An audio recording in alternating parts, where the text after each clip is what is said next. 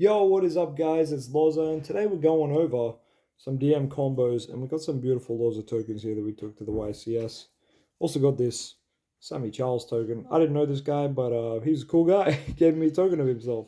Very based.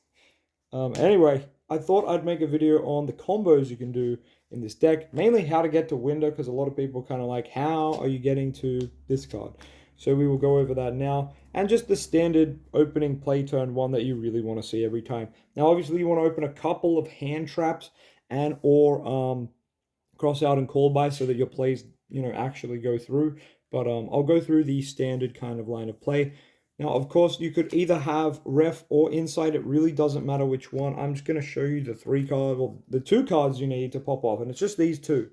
Anything you get along with these that help support them, so like a hand trap, called by, that's obviously amazing. The rest doesn't really matter, just as long as it's some nice cards to go with these two. So let's get straight to it. You're going to activate your ref, or actually, we'll look at the insight package, because, some people might want to know about that. So we'll start with these two. You're going to activate your insight. That is going to send the Meteor Dragon to the graveyard. So Meteor Dragon's got this great effect where when he is in the grave, besides the turn he sent there, you can banish him and add a copy of Red Eyes Fusion from deck or grave to your hand. So it's kind of insane. So first thing you're going to do is you're going to send this to the grave for cost. You're going to say to your opponent, I'd like to search a Red Eye spell trap. And they have the option to ash you here. So you're kind of baiting for that ash, hoping you actually already have the ref in your hand. But let's say the opponent doesn't ash it. Great, you're going to go and search yourself Red Eyes Fusion and put your insight into the graveyard, right? Next step is you're going to activate Red Eyes Fusion. Pretty straightforward. It will give you a Dragoon, and it will put these bricks into the graveyard for you. So the Dark Magician and the Red Eyes are going to go into your grave. I'm just going to make a little grave stack up pile here. And then, of course, I've got my Dragoon, so now my ref can go there too. Great. Obviously, you need another card in hand to have a negate live, but you'd have 3 other cards here.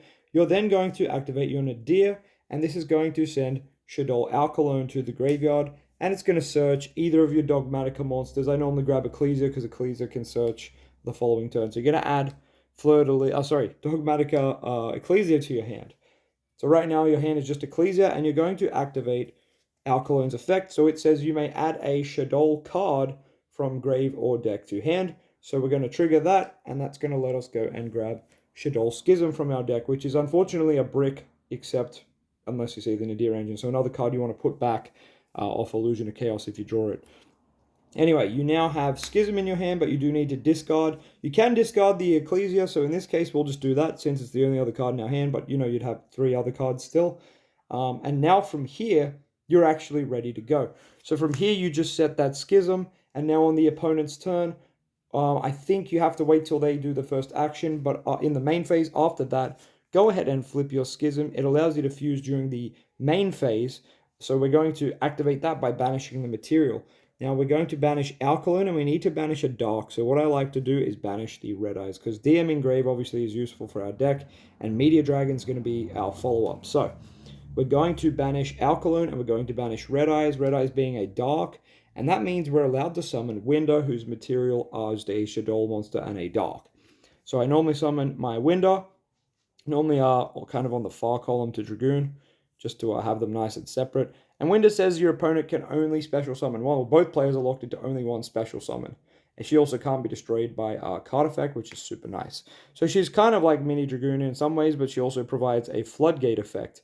And yeah, this is basically the board you want to see most games. Now, if you're going second, if you're playing game 2 or 3, and you side in Village, this is what you're trying to build going first.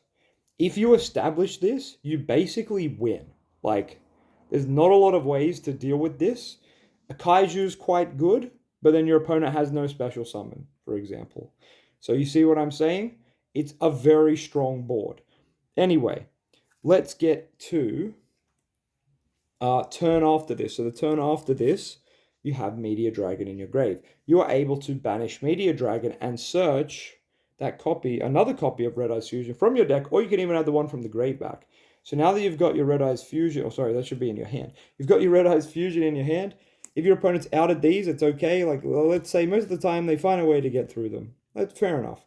Let's activate Red Eyes Fusion once again. your opponent normally is not expecting you to have the double ups of the material, so you're going to send another copy of DM and Red Eyes to the grave and summon your second copy of Dragoon. And normally from here you can go pop pop and swing for game. Normally, doesn't always work out that way, but I found a lot of my winning games, this is exactly what happened. I either won then and there on the first turn with that board, or going second, I was able to achieve a Dragoon victory royale. Now I'll go over some of the other kind of oppressive boards you can make with the Nadir package, because I feel like the Dragoon package is fairly straightforward now. I think everyone would understand what you're meant to go for with it. But, oh yeah, we're going to need this card for the new combo, and we're going to need that Ecclesia for the Nadir stuff. So if you do not happen to find a Red Eyes Fusion, you're probably thinking, well, this board's going to be pretty weak. And I would say it's weaker, but as long as you've got some hand traps to back you up, this is actually still quite good. So what we're going to start with this time is you just need Magician Souls and you just need Nadir. Just those two cards and you're going to be able to pop off. So we're going to start with Magician Souls, summon itself out, and you're going to mill Dark Magician. I've just lost my Dark Magician. I'm going to put Dark Magician into your graveyard. That's pretty straightforward, right? Nadir. Oh, sorry, we haven't used Nadir yet. Magician Souls can now be turned into Linkuriboh, so that's what we're going to do next. You can obviously send some spells and traps for draws, but you probably don't need to do that, let's be real. So we're going to link that away. Now you have your Linkuriboh. Put him up here in the top zone. Great, so our graveyard's looking like this. And now we can go Nadir, because having an extra card means we can do some cool stuff. So Nadir's going to send from the deck to the grave. And we are going to go for that Schism play again, so we're sending the Shaddoll Alkalone. This, of course, means we're going to add Ecclesia again, and then Nadir will go to the grave, and Alkalone will now trigger, allowing us to search for Schism. So we're going to add Schism. In this case, we do need to discard here. I'm just going to say, you know, discard one of your other cards. So let's see how to Call by the Grave. Great, you're going to discard that. Next, what we're able to do is use the effect of Dogmatica Ecclesia to summon herself in defense, and then use the effect on field to add yourself Dogmatica Fleur-de-Lis. Awesome. Fleur-de-Lis on the opponent's turn, you're able to summon her if there's an extra deck card on the field during the main phase, and when she's summoned, if there's another Dogmatica on the field, which there is, you can negate a card on the field, and that does not target, and it all happens in one effect. So if your opponent doesn't negate the hand effect to summon, as soon as you summon her, you go, this is now negated, and if they try to chain, you're like, nope, you had to respond to it while it was in my hand. So that's really cool. So this is your current board, or sorry, your current hand should look like this, and your board state looks like this. That's really it. You're going to set the Schism, you're going to pass the opponent's turn, and on the opponent's turn during the main phase, once again, you're just going to flip up that Schism, you're going to banish your Alkalone, you're going to banish your Magician Souls, and that will let you summon the Winder. Oh, that's Elder Entity. That will let you summon Winder. And you still have this to use as well. So what you've set up now is Winder's locking your opponent into one special summon. Ecclesia cannot die by battle with an extra deck card. Linkuriboh means if they try to attack into Winder, you can just sacrifice your tribute your Linkuriboh, and it's going to make the Winder protected because the opponent's monster's attack will become 0. On top of that, these are both extra deck cards, which means you can always, from in the main phase, summon Dogmatica Fleur and negate the card they do special. So when they do their single special summon, you can summon this and try to negate it and just not have to deal with that trash ever, really. This alone can win you a game. The lock, the battle protection, and the negate, that alone is just super strong. And you'll notice there's not a single Dark Magician card really in this combo. Obviously, Magician Souls helped us get there, but you know, overall, it could have pretty much been any level 1 monster, but yeah, we're obviously using Magician Souls here because we do be Dark Magician players. Now, once again, if you are playing in games 2 or 3, another way you could build this board, I built this exact board in one game, and it also had the village attached to it as well. So just no spells, 1 battle protection, 1 special summon, and a negate. It's pretty hard to play through that, especially if you've also got in your hand a couple of hand traps to back you up as well. So I found this was quite oppressive, and it essentially all came off Nadir and Magician Souls. These 2 cards alone get you there, which is kind of insane when you think about it. Obviously, Nadir alone gets you Winder, but the Souls getting you the Linkuriboh protection is actually clutch. They were my main two boards I would try to build when I was playing first.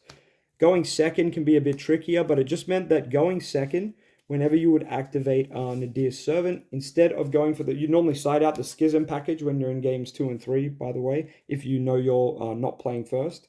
You would Nadir, and instead you've got two other sends. So if you're not playing first, you're probably going to want to send Garura and get a draw one, or Natis and get a pop. So whatever's more relevant. If your opponent has a board you need to kind of deal with, Natis is going to be the better send. Otherwise, Garura is just a nice draw one, which is always good.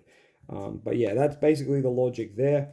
Going second, it's also important to note that summoning Ecclesia and then summoning Fleur-de-Lis on attack in battle phase, Fleur-de-Lis says all Dogmaticas gain 500, and that's permanent.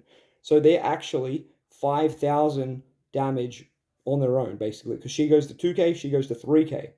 So Nadir's Servant going second is essentially summoning, in theory, you search this, which searches this, and it's 5k worth of damage. So super important to know those numbers, and it's also either a draw one or it's a pop going second. So really good things to know. It's good to know your numbers when you're playing this deck and know when to hit the OTK numbers. You know what I'm saying? If you combo Nadir with a single copy of Souls or Rod, you can normally achieve an OTK if the opponent has like an open board game state. So, you know, knowing when to close out a game is also very crucial, I found. And yeah, that's about it. The DM cards are kind of just there for you on your second turn, to be honest, to let you play it. While Nadir and Ref will help you set up turn one. As you know, a lot of the DM cards are a bit slow. So we're going to be using this engine to set up a lot. Now, obviously, I'm going to list all the cards you kind of don't want to open. Because, yeah, there's a couple of them. And I understand that's very intimidating for some players. They don't want to play all these bricks. And I understand, but you gotta take it with a grain of salt and be like, guys, like we're playing DM, like it's bad. It's how it is. I'm going to tier them as like the ones at the top you really don't want to see. The ones here are kind of okay, and then it gets a bit better as it goes on. I'd probably say these are probably all on the same category. DM's maybe a little bit lower. I'd probably put this in the middle, and these ones are probably down here. It's probably something like this. But let me just quickly check if there's anything else that I would consider in these categories. Soul Servant's quite good to open. Oh, yes, of course. Schism is also in this category. I'm going to put it at the very top. You don't want to open it ever, ever, ever. Especially because it's literally dead unless you see Nadir. Now, what I will say about all the cards before you, opening these is terrible and you need to put them back with Illusion of Chaos. DM can be okay, obviously, because of Circle, Eternal Soul, and DM Engine. These are obviously okay. You're happy to open one of them, but it's when you open both of them that it's a bit of a problem, because then your Nadir can't resolve. Unless you can get to a discard and put them in the grave, then it's all good, because Nadir can add from grave as well. So that's why I put these down there, because they can come up, but they're definitely the lowest priority out of all of them. They're the least bricky of these cards. Bricky, bricky, bricky. Kind of bricky, can just summon itself, and it's actually not that bad. So I'm going to put it on this tier, actually, because you can just summon it and then combo off with it if you wanted to. It's really not that bad. Getting it in grave turn one's very good. But these are typically the cards at the top here that you want to be putting back off Illusion of Chaos, and these if, you know, it calls for it. Now, of course, there's other simple stuff, like if you do open both copies of Ash Blossom, which I have taken out in the updated deck profile, but you did open both copies of Ash, obviously you can put one back if you need to keep the rest of your hand. But anyway, I think that's just about it for combos. There's probably not much else to talk about. Yeah, no, I'd just say my last thing, evenly match obviously conflicts with main deck Nibiru, as well as main deck Imperm. So just be wary that if you are siding in evenly, you might want to take out Nibiru and stuff like that. But obviously Imperm and evenly is very good. So, you know, each to their own. But all in all, there's kind of like five mega bricks and then 3 LOZA bricks, you could say. So I understand that some people are very intimidated by that. But yes, a lot of DM decks play a similar number of bricks anyway. And let's be real, the bricks that you play in DM don't achieve anything. Like, oh wow, I can use secrets and fusion summon. But look, these cards enable us to play these cards. And I'm going to be real with you. You more than often, you're going to see at least one of these in your opening hand. And it is sensational. I'm not sure where my third Nadir has gone. Oh, there it is. Basically, with these 9 spells, you will always see an awesome going first play, as I just demonstrated earlier in the video. So, yeah, I think this is the best way to play the deck currently. Probably could tweak some of the ratios a little bit. But yeah, anyway, I hope you enjoyed this combo video. This is obviously a follow-up to the deck profile, so if you haven't checked that out and you're like, what are all these random cards, go check out the deck profile first. But anyway, thanks for watching, and I'll catch you next time. Peace.